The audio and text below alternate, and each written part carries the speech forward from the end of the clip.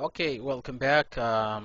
This lesson we will cover in a different way. You can ask someone his name, or you can ask someone else's name. There is a number of ways, so I just want to show you, and also I just want to mark a couple of grammatical some when the word it changed. So here is the Esparacho introduction. The word maga we learned it before our previous lesson. Maga, it's a name. It will change when you ask someone what's your name, or what's her name, or what's their names, things like that. So maga is the root of the word. It's a maga. Magacaaga muxuu yahay? What's your name? Magacaagu muxuu yahay? What is your name? Magacaygu waa Ahmed. My name is Ahmed. Inankana magaciis. What's the name of this boy? Inankana magacii. What's the name of this boy? Magaciisu waa Muhammad. Magaciisu waa Muhammad. Look, the way it changed. Magacaagu and magaciisu. Magaciisu, that means his name. Magaciisu waa Muhammad. His name is Muhammad. Inantana magaceed. Inanta na magaceed. And what is the name of this girl?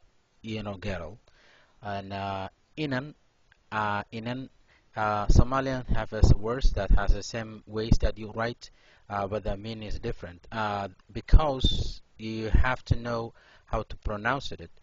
This is one way that you can say boy or girl. Inan, if you say inan, means a boy. Inan, if you say inan, that means a young girl. But the articles is different. Inanka, that's a young boy. Inanta, young girl. Inanta magaceed. Inanta magaceed. Then you have to say what's her name. Here, if you come here, it means magacaygu, my name. Magaciisu, his name. Magaceena, our name. Magaceeda, her name. Magacyadooda, when you're asking, the names of more than one person, two and more than two, that means magacoodu.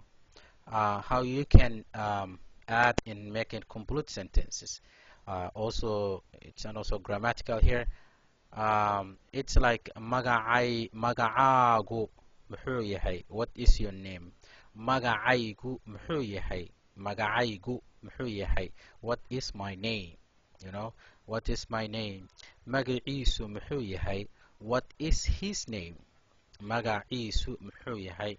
What is his name? Magaceenu muxuu yahay? What's our name?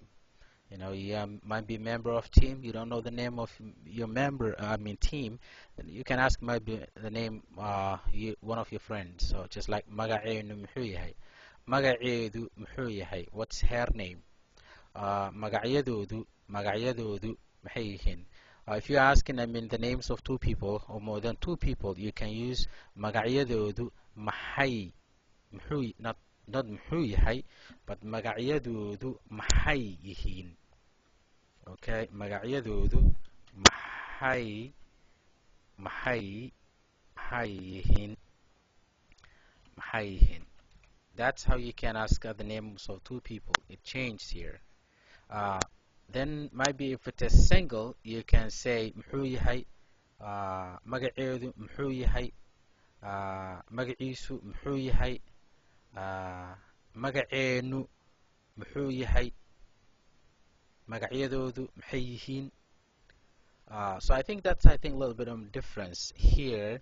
It's kind of a little bit confusing.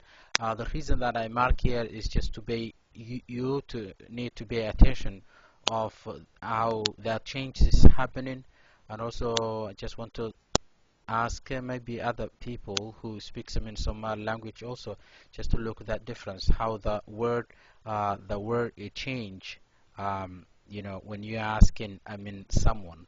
And I have to add also this one because that includes the change. Yeah, so that's it. It's the different ways that you can say. Let me read it for you one more time. Magacaagu muxuu yahay? What's your name? Magacaygu waa Ahmed. My name is Ahmed. Inankana magacii? What's the name of this young boy? Magaciisu waa Muhammad. His name is Muhammad. Inantana magaceed? what is the name of this girl. Um, look, if you look, I mean, this is a only you think, I mean, it's a one word, but it has inan means girl, ta means the articles that you use, I mean, because it's a female, and a that means and inan tanna magaceed, and what's the name of this young girl. So yeah, we will learn together how to speak Somali language, because even I myself learning, I mean, something here that I've never think about it. So if you do have a question, let me know.